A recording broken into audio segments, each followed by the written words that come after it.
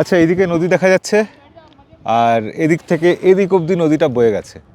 তো এই নদীর মাঝে বসে এখন এই নদীগুলো তো পাহাড়ি নদী, বুঝতেই পাচ্ছেন, ঠান্ডা জল, কিন্তু একদম ছোট্ট নদী। তো এই নদী বা এই স্রোতের মাঝে বসে আমি যে কমেন্টটা নেব। আজকের প্রশ্নোত্তর পর্ব ইনডোরে। গত প্রশ্নোত্তর পর্ব আপনারা দেখেছিলেন, রবিবার আসেনি, দেরি করে এসেছিল এবং সেটা শুট করা হয়েছিল আউটডোরে কাশ্মীরের দুর্ধর্ষ লোকেশনে। সেটা এখনো না দেখে থাকলে অবশ্যই দেখে নেবেন, ডিসক্রিপশনে লিঙ্ক থাকবে অথবা চ্যানেলে চেক করে নেবেন। তবে আজকে ঘরোয়া পরিবেশে বেশ সুন্দর করে গুছিয়ে আপনাদের অনেক প্রশ্নের উত্তর দেওয়ার চেষ্টা করব। ভিডিও দেখতে থাকুন, ভালো লাগবে, লাইক করে দেবেন, চ্যানেলে নতুন হলে সাবস্ক্রাইব করবেন। আমরা প্রতি রবিবার এরকম প্রশ্নোত্তর পর্বের ভিডিও নিয়ে আসার চেষ্টা করি। আর কি অনেক কিছু ইন্ট্রোডাকশনে বলা হয়ে গেছে, চলুন শুরু করে দিই। প্রথম কমেন্ট করেছেন ইউজার YC6IG1UN9Q।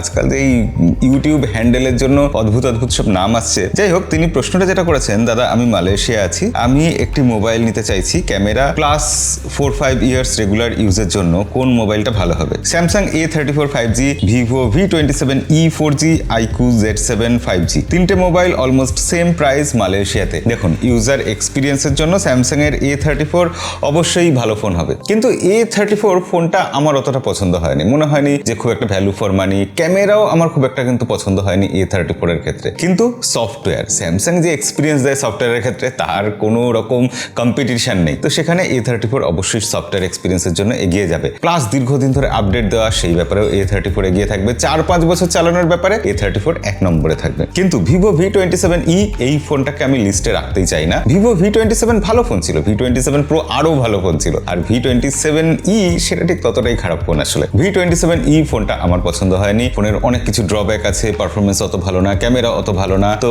সেই ফোনটা V27 এর নামে বিক্রি হয়ে যাচ্ছে। ফোনটা নেবেন না, ভুলেও নেবেন না, আপনাদের সবাইকে বলছি এটা। আর থার্ড অপশন থাকে iQOO Z7 5G। এটা বেশ ভালো ফোন। এই ফোনটা ইন্ডিয়াতে এখন আর পাওয়াই যাচ্ছে না। iQOO এই ফোনটা এত কম দামে এত ভ্যালু ফর মানি দিচ্ছিল যে তাদের খুব একটা লাভ মনে হয় হচ্ছিল না। তো এই ফোনটাকে ডিসকন্টিনিউ করে দিয়েছে ইন্ডিয়া থেকে। আপনি যেখানে মালয়েশিয়াতে এই ফোনটা পাচ্ছেন, অবশ্যই এই ফোনটা নিতে পারেন। এটা ব্যালেন্সড ফোন, ক্যামেরা ঠিকঠাক হবে, পারফরমেন্স ভালো পাবেন, আর আপডেট ভিভোর তো তার জন্য মনে হয় 4-5 বছর চালিয়ে দেওয়া যাবে ঠিকঠাক। ভিভো আপডেট আগে অত ভালো দিত না, ইদানিং মোটামুটি ঠিকঠাকই দিচ্ছে। তো সেক্ষেত্রে আমার প্রথম পছন্দ থাকবে iQOO Z7 5G, দ্বিতীয় পছন্দ থাকবে স্যামসাং গ্যালাক্সি A34 5G, আর অপছন্দ থাকবে ভিভো V27e। রাসেল কবির তিনি বলছেন, দাদা জানি না আপনি অ্যান্সার দেবেন কিনা, তারপরও বলছি আমি মিজু 20 Pro ফোনটা নিতে চাইছিলাম, পরে দেখলাম মিজু 20 ক্লাসিক রিলিজ হয়েছে। এখন কোনটা নিলে ভালো হবে জানাবেন প্লিজ। সত্যি কথা বলতে কি, মিজুর ফোন আগে কখনো একটা আমাদের এখানে আমার হাতে আসতো, এখন মিজুর ফোন মানে চোখেই দেখতে পাই না, এখানে একটাও মনে হয় আসে না। মিজু কোম্পানি এমনিতে ভালো, হার্ডওয়্যার ভালো দেয়, স্পেসিফিকেশনস ভালো দেয়, কিন্তু সফটওয়্যার এক্সপিরিয়েন্সের ক্ষেত্রে আমার ধারণা, এটা সত্যি আমি জানি না, কিন্তু আমার ধারণা এটা কোথাও গিয়ে পিছিয়ে থাকবে সফটওয়্যার এক্সপিরিয়েন্সের জন্য। তো মিজু আমার মতে না নেওয়াই ভালো। একটু যে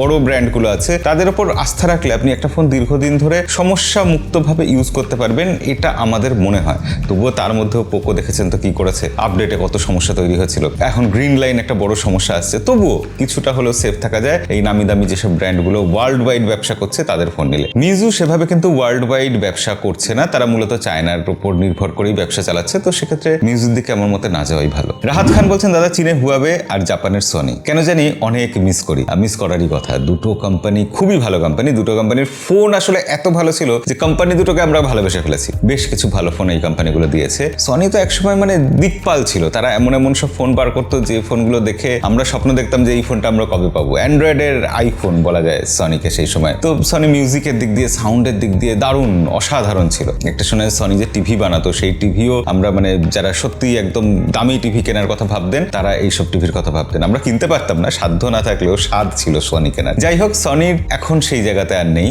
সনি ভালো ফোন বার করছে, কিন্তু সেটা ভ্যালু ফর মানি কোনোভাবেই নয়। ফোনগুলোর দাম অতিরিক্ত বেশি। কিছু জায়গায় সেই ফোনগুলো ভালো, আবার কিছু জায়গায় খুবই খারাপ। সফটওয়্যারের এক্সপিরিয়েন্সের দিক দিয়ে খারাপ, আপডেটের দিক দিয়ে খারাপ, এইসব অনেক জায়গায় পিছিয়ে যাচ্ছে। এদিকে হুয়াওয়ে কোম্পানি, তারা একটা সময় অ্যাপেলের সাথে হেড টু হেড কম্পিট করছিল, প্রায় স্যামসাংকে হারিয়ে দিয়েছিল। তো সেই হুয়াওয়ে কোম্পানি আজকে যেখানে পৌঁছে গেছে, আমাদের আর এখন হুয়াওয়ের ফোন নেওয়া উচিত না বলেই আমার মনে হয়। হুয়াওয়ে যদি সত্যি কামব্যাক করতে পারে, তখন আমরা হুয়াওয়ের দিকে ফিরে যাব, এটা ঠিকই আছে, কিন্তু এখন না নেওয়াই উচিত। এটা আমার আপনাদের তরফে, আপনাদের জন্য একটা সাজেশন। আর হুয়াওয়ে খুবই ভালো ফোন বানায়, এখনো কতটা ভালো বানায় আমি জানি না, কারণ রিসেন্টলি হুয়াওয়ের কোনো ফোন আমি দেখিনি, ইউজ করিনি। তবে হুয়াওয়ের ক্যামেরা একসময় ভীষণই ভালো ছিল, ফোনের এক্সপিরিয়েন্স ভালো ছিল। হুয়াওয়েকে আমরা মিস করি, সবাই মিস করি আমরা। আর এখানে এই ব্যাপারে আমি একটা বিশেষ কথা বলতে চাই আপনাদের। হুয়াওয়ে চীনের আর সনি জাপানের, এই কথাগুলো আসলে এই দুটো কোম্পানির জন্য প্রযোজ্য না। যে কোনো কোম্পানি সে যখন বড় কোম্পানি হয়ে যায় না, তখন সেটা কোন দেশের অরিজিন সেই ব্যাপারটা খুব বেশি ম্যাটার করে না।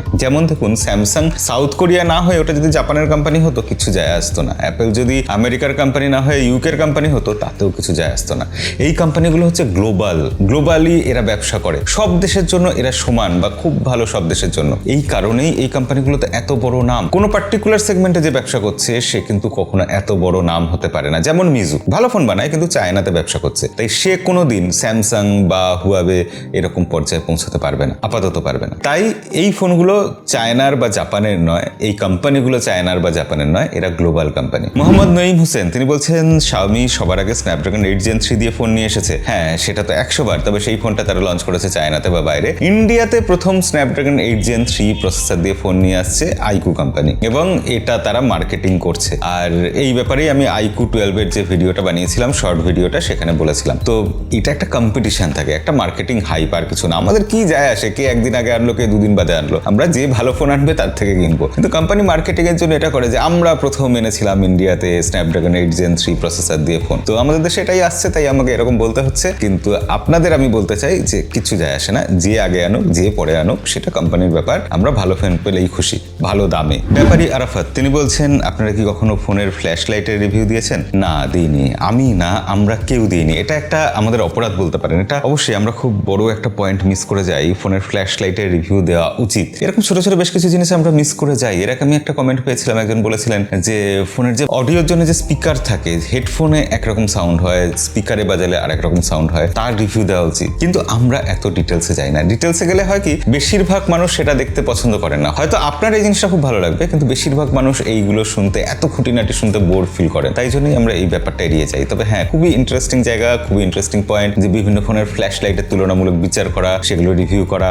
যদি কখনো জীবনে সুযোগ হয় এটা করব, বেশ মজাদার হবে ব্যাপারটা অবশ্যই। কুন্তল রুই দাস তিনি বলছেন আনবক্সিং অ্যান্ড রিভিউ চাই তাড়াতাড়ি। তিনি আসলে iQOO 12 এই ফোনটার ব্যাপারে বলেছেন, শর্টস ভিডিও দেখে কমেন্ট করেছিলেন। আনবক্সিং এবং রিভিউ আসবে। iQOO 12 ডিসেম্বরের 12 তারিখ লঞ্চ করছে, 12 সেই ডেটে তারা iQOO 12 লঞ্চ করছে। তো তার জন্য তারা এখনো অনেক সময় হাতে রেখেছে। আমরা যখন ফোন আসবে অতদিন বাদে, তখন অবশ্যই আনবক্সিং এবং রিভিউ করব। তবে আপনারা তো জানেন ওই পোস্টাল ডিলে এইসব বিভিন্ন ব্যাপার থাকে, হয়তো একটু আধটু দেরি হয়ে যায় আমাদের, কিন্তু আমরা চেষ্টা করি যে ওই ডেটে, যে ডেটে iQOO কোম্পানি ফোন লঞ্চ করবে বা যে কোনো কোম্পানি লঞ্চ করে, সেই ডেটে ভিডিও দেওয়ার। তো iQOO 12 এর ভিডিও, আনবক্সিং, রিভিউ সবই আসবে। অভিষেক সাহা বলছেন ধন্যবাদ, লাভের জন্য নয়, ভালোবেসেই লোকাল গাইড হিসেবে কাজ করি। হ্যাঁ, এটা তো অবশ্যই। আমরা যে ইউটিউবে কাজ করছি, কোথাও তো ভালোবাসা আছে, নইলে দিনের পর দিন কাজ করা যায় না।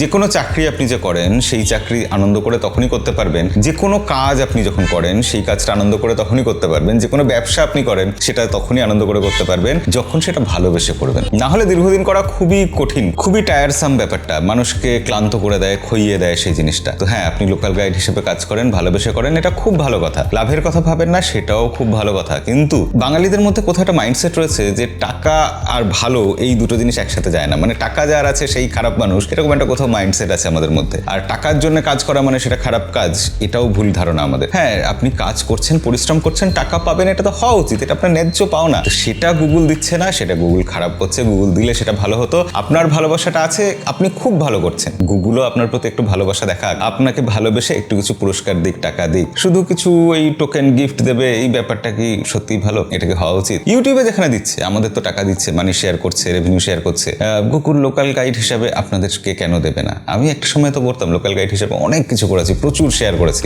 প্রচুর একটা লেভেল অব্দি পৌঁছেছিলাম। তো আমার মনে হলো যে একতরফা ভালোবাসা হয়ে যাচ্ছে, আপনিও সেটা ভেবে দেখবেন। আব্দুল্লাহ আল মাসুদ বলছেন sir, I am from Bangladesh, I bought iQOO 7 Pro, Neo 7 Pro by your recommendation, but I have been facing terrible touch problems such as its touch doesn't work at corners and at side. আসলে এটা আমার মনে হয় আপনার ডিভাইসেরই particular problem. iQOO Neo 7 Pro এই ফোনটাতে এই প্রবলেমটা নেই, আমার ডিভাইসে নেই, এবং খুব বেশি কিছু ডিভাইসে এরকম কমপ্লেন যদি থাকতো তাহলে সেটা নিয়েও হইচই হতো। সেরকম কিছু হইচই আসেনি, ইউজারদের ফিডব্যাকও সেরকম কিছু আমরা পাইনি।